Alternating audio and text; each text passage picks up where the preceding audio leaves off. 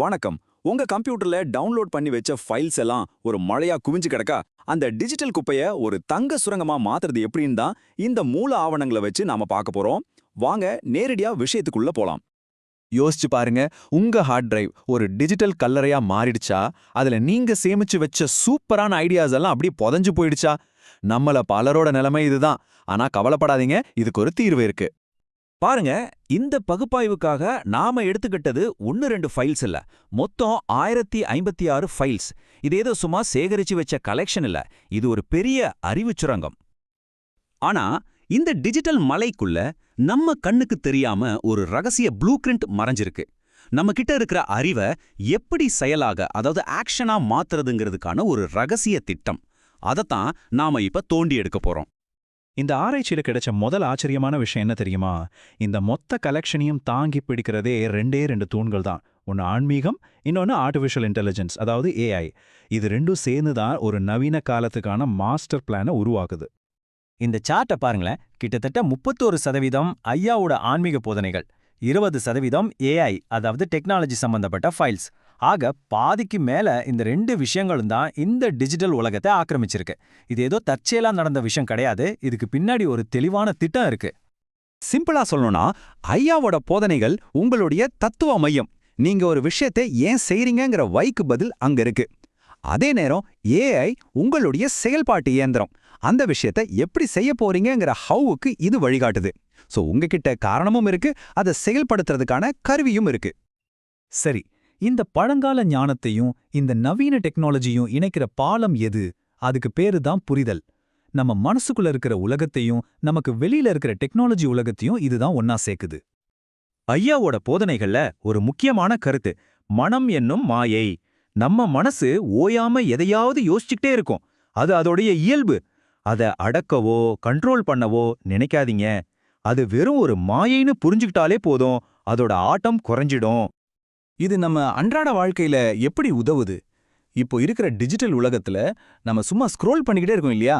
அந்த endless scroll பழக்கத்தை ஜெயிக்க இந்த தத்துவம் உதவுது. இதுதான் ஒரு வேலையில முழுசா கவனம் செலுத்துறதுக்கு, அதாவது டீப் ஒர்க் பண்றதுக்கு முதல் படி. இன்னொரு ஆச்சரியமான கருத்து பாருங்க, மனதில் உறுதி வேண்டாம்.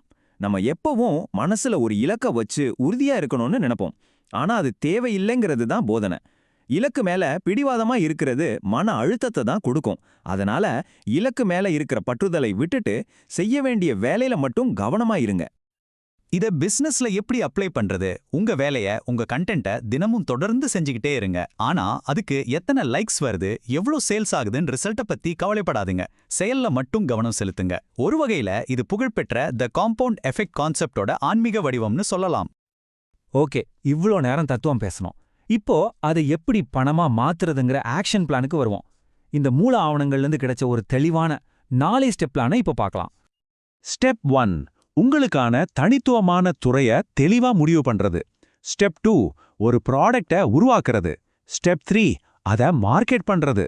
கடைசியா ஸ்டெப் 4, இது எல்லாத்தையும் ஏஐ உதவியோட மின்னல் வேகத்துல செய்யறது. ரொம்ப simple and straight forward plan. முதல்ல உங்களுடைய மிகப்பெரிய பலம் என்னன்னு பாருங்க. அது டிஜிட்டல் யுகத்தில் மன அமைதி. இதுதான் உங்களுக்கான மார்க்கெட். உங்க டார்கெட் ஆடியன்ஸ் யாருன்னா, இந்த டிஜிட்டல் உலகத்துல தகவல்களால மூழ்கி ஆனா வாழ்க்கையில ஜெயிக்கணும்னு துடிக்கிறவங்க தான். இப்போ உங்க முதல் ப்ராடக்ட் ஐயாவோட போதனைகளை அடிப்படையா வச்சு ஒரு 30 நாள் வாட்ஸ்அப் தியான பயணத்தை உருவாக்கலாம். அதுக்கு தேவையான கண்டென்ட்டை உருவாக்கவும், அதை தினமும் வாட்ஸ்அப்ல ஆட்டோமேட்டிக்கா அனுப்பவும் ஏஐ கருவிகளை பயன்படுத்திக்கலாம். பாத்தீங்களா, ஆன்மீகமும் டெக்னாலஜியும் இங்கே தான் ஒன்னா சேருது. சரி, இந்த ஏஐ என்ஜினை எப்படி ஸ்டார்ட் பண்றது? உங்க முதல் வார கண்டென்ட் எப்படி இருக்கணும்னு ஒரு பிராக்டிக்கலான உதாரணத்தை இப்ப பார்க்கலாம் வாங்க. இந்த அட்டவணையை பாருங்க. ஞாயிற்றுக்கிழமை ஐயாவோட அமைதியான தத்துவத்தோட ஆரம்பிக்கிறீங்க. இது உங்க பிராண்டோட ஆன்மீக அடித்தளத்தை காட்டுது. திங்கட்கிழமை ஏஐ பத்தி பேசி நீங்க எவ்வளோ டெக் சாவின்னு காட்டுறீங்க. செவ்வாய்க்கிழமை குடும்பம், புதன்கிழமை ஒரு சின்ன விளையாட்டுன்னு ஒவ்வொரு நாளுக்கும் ஒரு காரணம் இருக்கு. இது வெறும் கண்டென்ட் பிளான் இல்ல, இது ஒரு பிராண்டை உருவாக்குறதுக்கான சிஸ்டம். இங்க நாம புரிஞ்சுக்க வேண்டிய முக்கியமான விஷயம் இதுதான். இது வெறும் கண்டென்ட் போடுறதுக்கான ஒரு திட்டம் இல்ல. இது ஞானத்தையும் தொழில்நுட்பத்தையும் சரியான அளவுல கலந்து ஒரு சக்தி வாய்ந்த பிராண்டை உருவாக்குறதுக்கான ஒரு முழுமையான சிஸ்டம். நாம இப்போ கடைசி கட்டத்துக்கு வந்துட்டோம். வெறும் தகவல்களை சேகரிச்சு வைக்கிற ஒரு ஆளா இல்லாம உங்க அறிவை செயல்படுத்தி ஒரு ஜீனியஸா மாறுறது எப்படின்னு இந்த முழு பயணத்தையும் ஒரே படத்துல இப்போ பார்க்கலாம். நம்ம முன்னாடி 2 பாதை இருக்கு. ஒன்னு டிஜிட்டல் துறவி. இவங்கிட்ட அறிவு கொட்டி கிடக்கும், ஆனா செயல்பாடு சுத்தமா இருக்காது. இன்னொரு பக்கம் செயல்படும் குரு. இவங்க அறிவை செயல்படுத்தி செயல்ல பணக்காரரா இருப்பாங்க. நீங்க இதுல யாரா இருக்க விரும்புறீங்க? இலக்கு ரொம்ப ரொம்ப எளிமையானது. தகவல்களை சேகரிக்கிறத நிறுத்துங்க, உருவாக்க ஆரம்பிங்க. உங்ககிட்ட இருக்கிற அறிவை வச்சு சின்னதா ஏதாவது ஒன்னை இன்னைக்கே உருவாக்குங்க. இப்போ உங்க கையில சமைக்கிறதுக்கு தேவையான எல்லா பொருட்களும் இருக்கு. அதை எப்படி சமைக்கணுங்கிற ரெசிபியும் இருக்கு. கேள்வி ஒண்ணே ஒண்ணுதான், நீங்க எப்போ சமைக்க ஆரம்பிக்க போறீங்க?